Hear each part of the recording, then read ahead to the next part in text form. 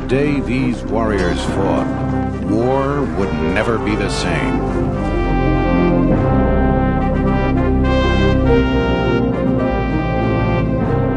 They would march farther than any soldiers before them and outfight every army they met. In one afternoon, they would defeat the proudest civilization of their day. Led by the greatest general in history, they would forge an empire larger than any yet seen and leave their footprints forever on the world.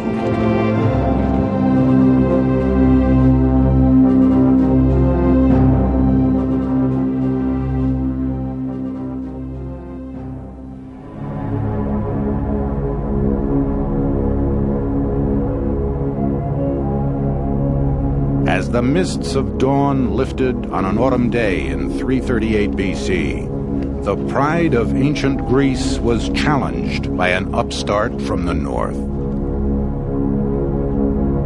King Philip of Macedon had come to fulfill a bold dream, uniting the Greek city-states by force. Now, two of these states stood together against him, Thebes and Athens.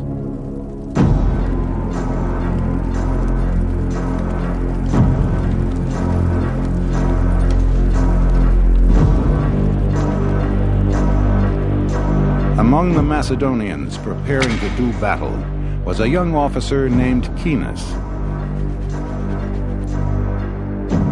From this day, he would journey to glory undreamed of and lands unheard of.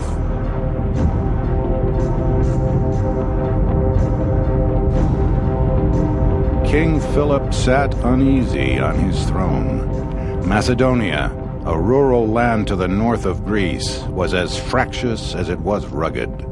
The loyalty of the peasants extended no further than their lord. By marriage, diplomacy, bribery, and force, Philip molded a nation.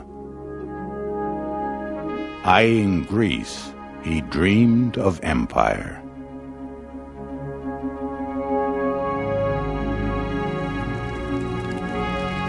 As the Macedonians outgrew their land, young men followed a route to a better life, service in the king's army.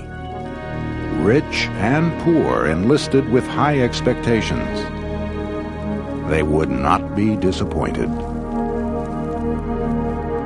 Coming from martial stock, Caenis was destined to serve his king.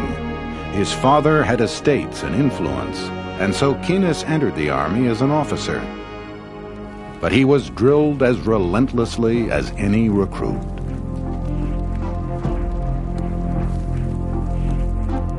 Having reformed the military formations to give them greater strength and equipped them with suitable weapons, the king was constantly parading and training them for combat.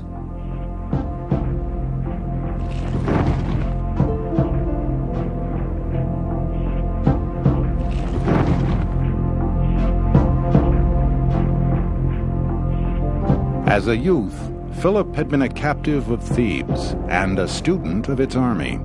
Like the Greeks, he equipped his soldiers with pikes and formed them in a phalanx, a solid body of shields and spears.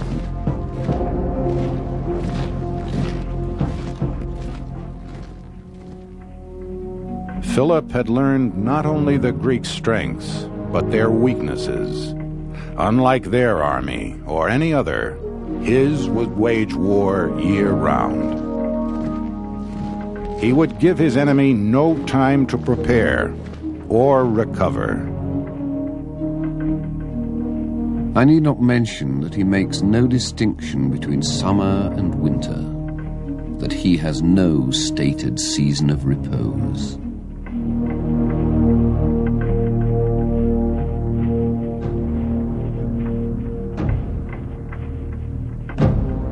In the summer of 339 BC, Philip led his men south, toward the Greek heartland. Their very march was revolutionary. Philip banned the trains of wagons that slowed an army. Each infantryman carried his own weapons and mess kit.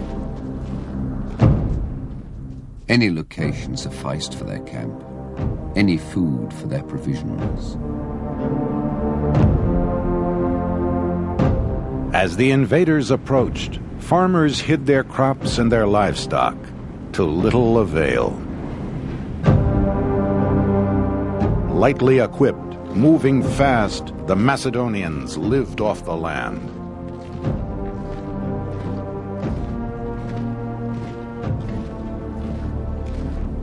Even on campaign, they honed their skills.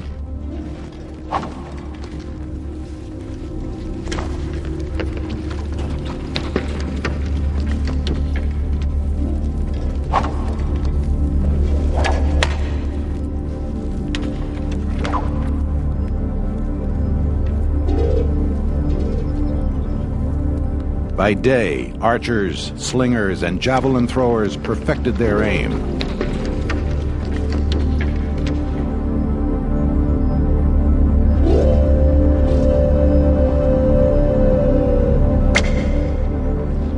As night fell, they prepared to rub salt into the wounds they would inflict by carving taunts in their missiles.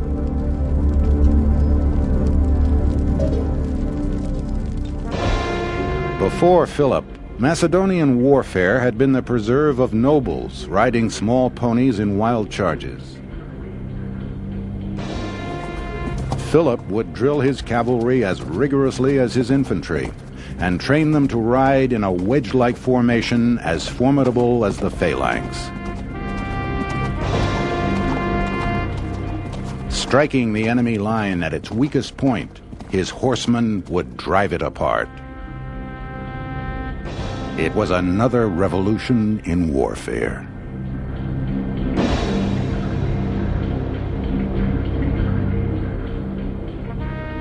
At a place called Chaeronea, Philip's army found their way barred by more than 30,000 Greeks.